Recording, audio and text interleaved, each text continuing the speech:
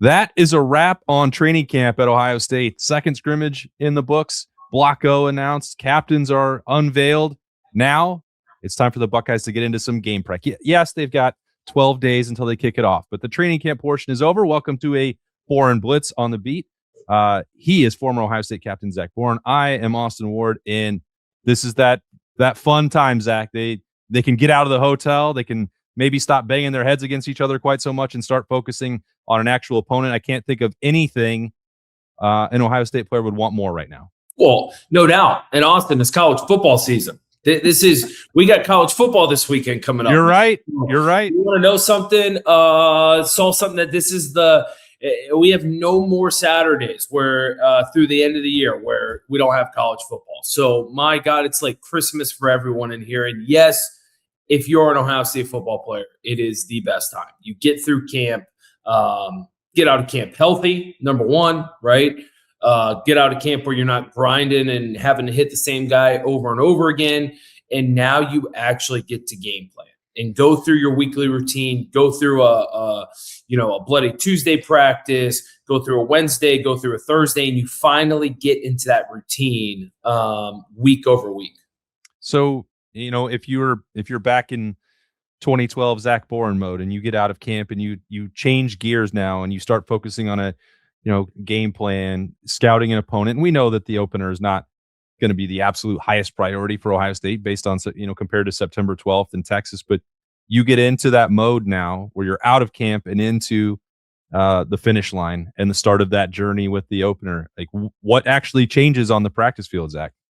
Well, everything's way more detailed now from a scout team standpoint, from an individual standpoint. And what I mean by individual, I mean individual position time.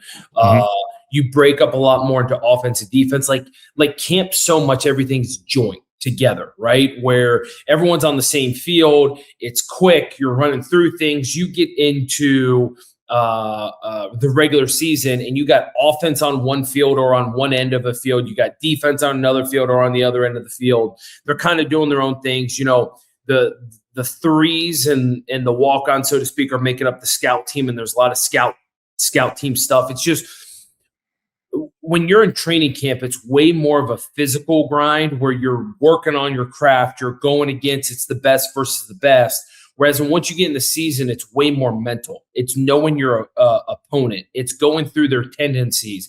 It's really knowing situational football of the opponent that you're going up against. So, one of the things about, wrapping up with that second scrimmage that is so cool, so meaningful for Ohio State is now, you always would award that captaincy at that point. You have the team voting on that as camp concludes, and now you have the block O. Take me back to that moment for you, and what do you think it means for these guys? There were 7 of them elected for this 2026 version of the Buckeyes. Yeah, there were 7 of them, man. So hats off to those guys. I know from my perspective, like being at a place like Ohio State, which is really one of one from that standpoint, when you look at the landscape of college football and knowing that you are a captain, that you get to lead, back then the 2012 team, this year, for those guys get to lead the 2026 Ohio State football team. Like that's just as important to me as, having a Buckeye tree in Buckeye Grove. And when you say that you're a captain, you're the leader of a program like this, that holds a lot of weight now and for years to come. So those guys I know, and Ryan's going to talk to those guys. When you are a captain at Ohio State, man, like there's I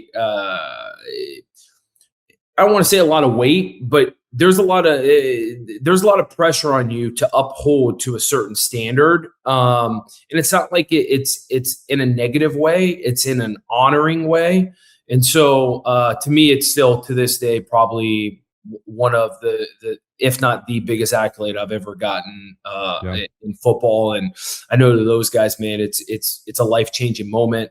Some of those guys were 2-time captains that were voted this year, which is, there's not many of those in Ohio State football history. So hats off to those guys. But just to be a captain at a place like Ohio State, man, there's nothing like it. When you come back, with reunions and things like that, like people remember who you are. And they're going to remember, like, hey, the 2026 captains. Well, I mean, that's why I started this show by introducing you as former Ohio State captain. And I shouldn't even say it that way, because once a captain, always a captain. Well, yeah, right? It's the brotherhood, man. It's a brotherhood, right? Yeah, I mean, it's an honor. It's like President of the United States, right? Former president. It's like former captain. Just stays with you, Austin. Yeah, I know. But that's also why I bring it up so frequently, because it is a tremendous honor. Congratulations to all 7 of them that earned it on Saturday.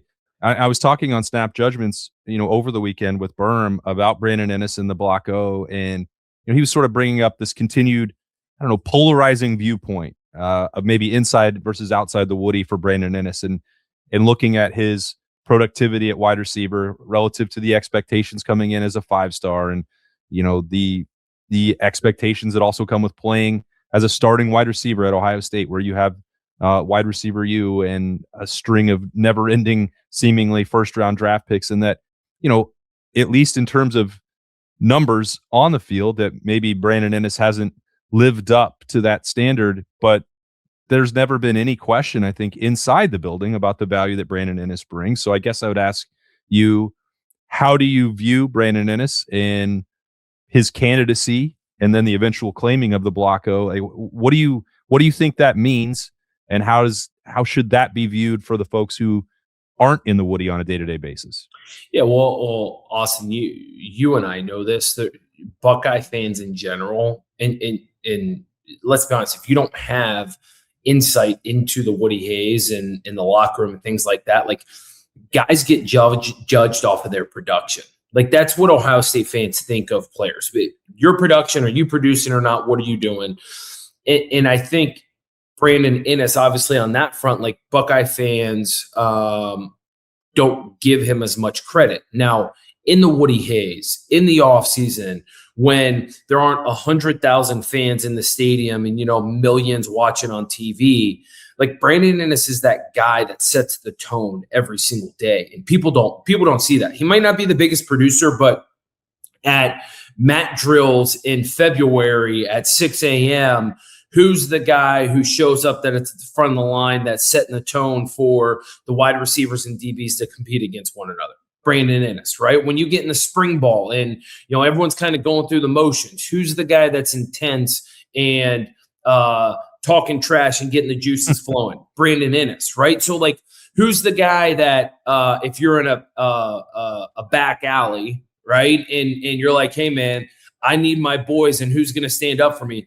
It's Brandon Ennis. And so that's what so many people don't see, that behind the closed doors, who do people look up to the most? If you're Jeremiah Smith, who does he want behind him? It's not even that Brandon Ennis is in his position room, but yeah, who would those guys want if they're getting into a brawl that they know this person's going to give me everything they got?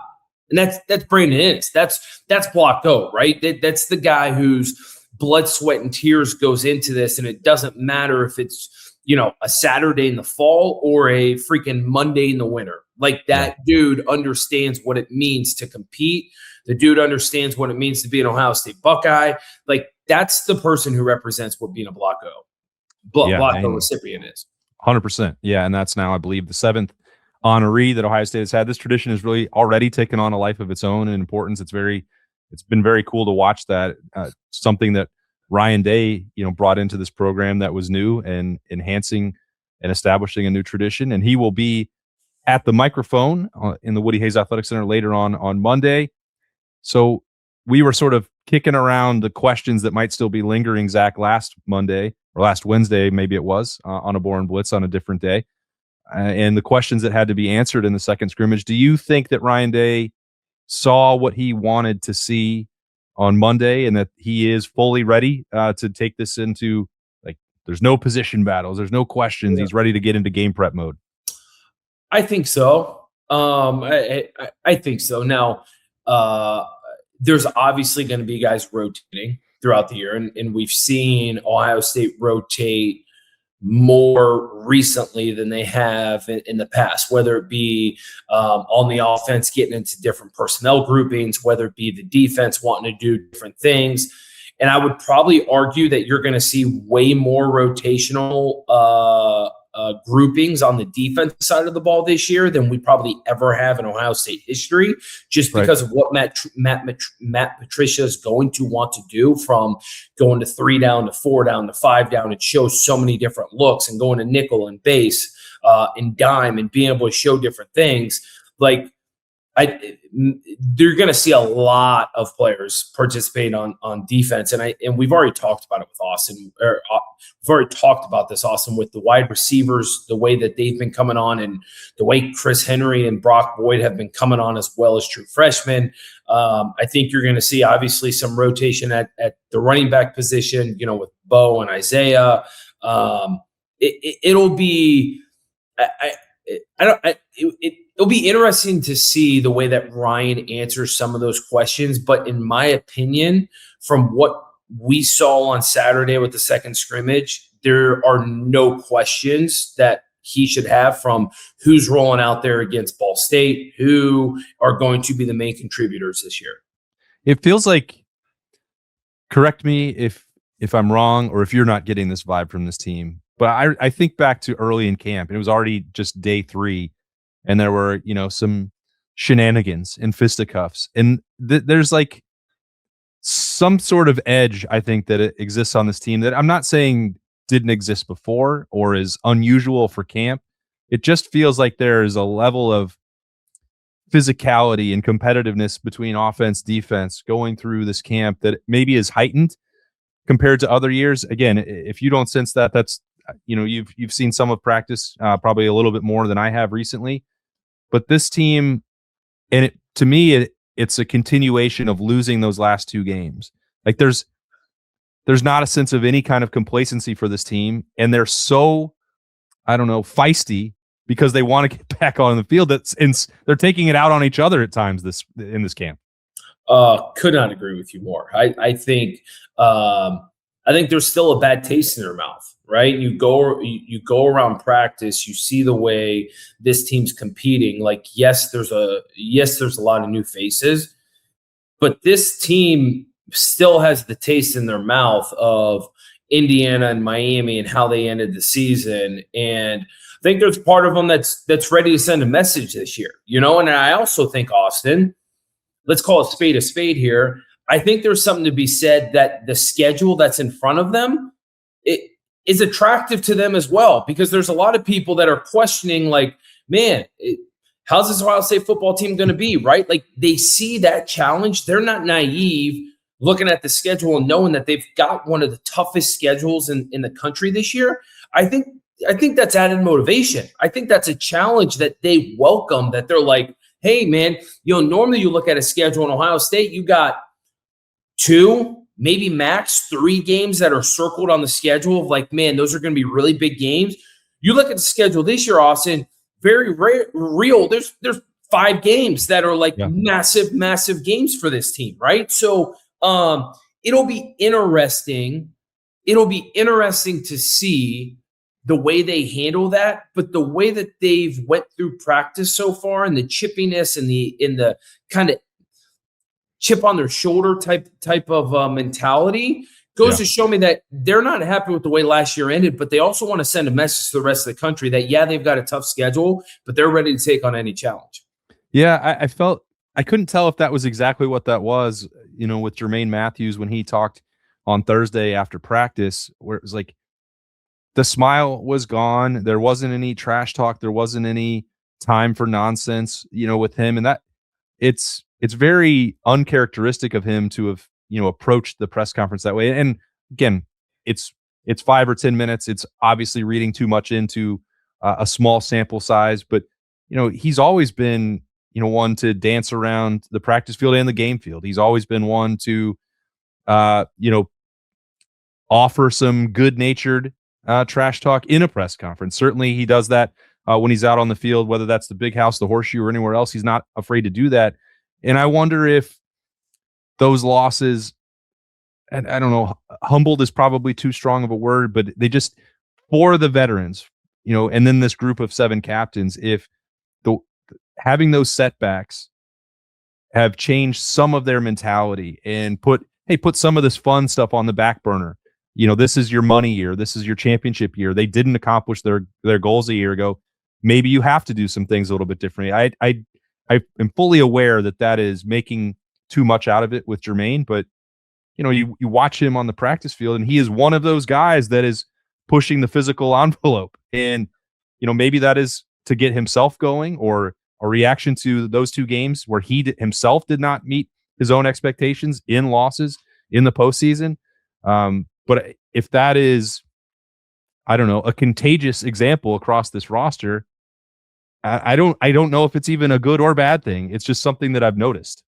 Yeah, I think it also might be one of those things where we've seen this secondary have a completely different mindset the last number of years in the way they carry themselves because of a guy like IGB who set the tone. And Coach Walton's been outspoken about this.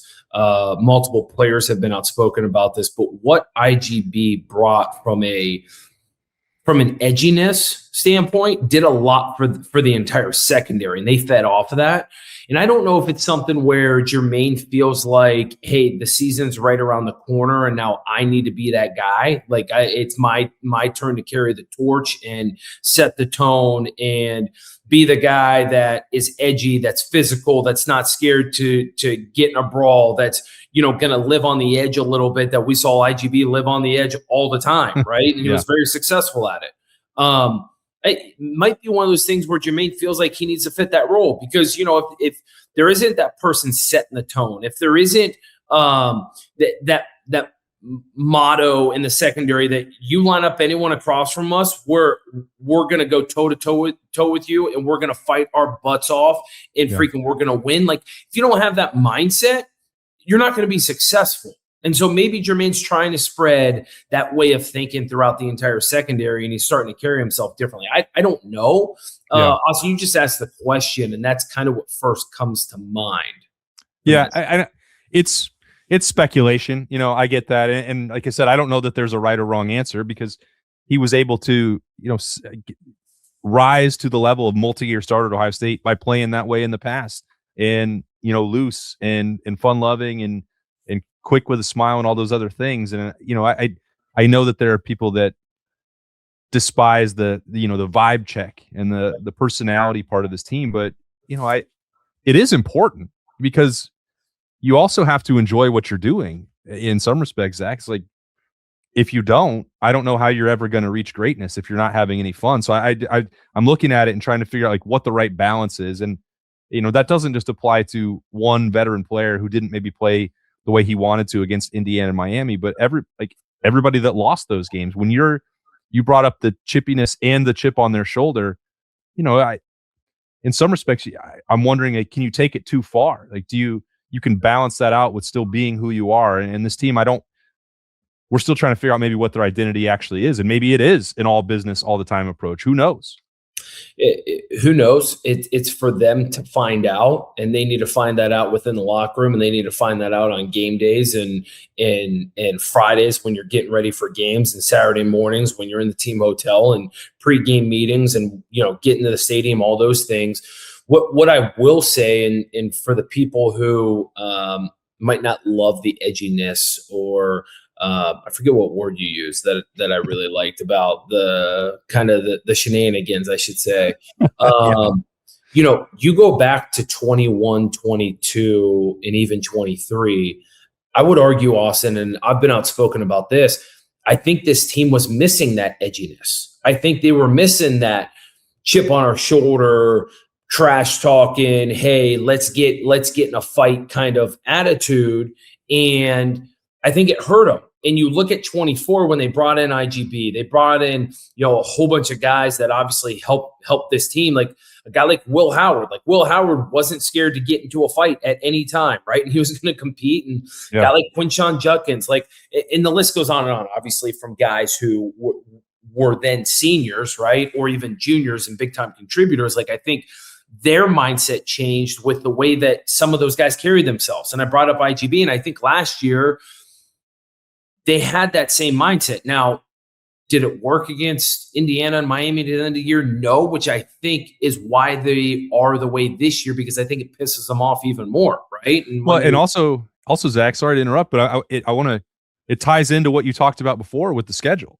Like they know that they're going to have. They weren't as battle tested when they got to Indiana and Miami. They didn't get to fight many people. Like they were out of practice from it. Yeah, well, Austin, let's be honest. Outside of Texas last year, which was week 1, when were they really tested? They got Michigan, okay. They got tested. Who else did they really play last year where they were like, oh man, I'm going to be in an all-out fist fight?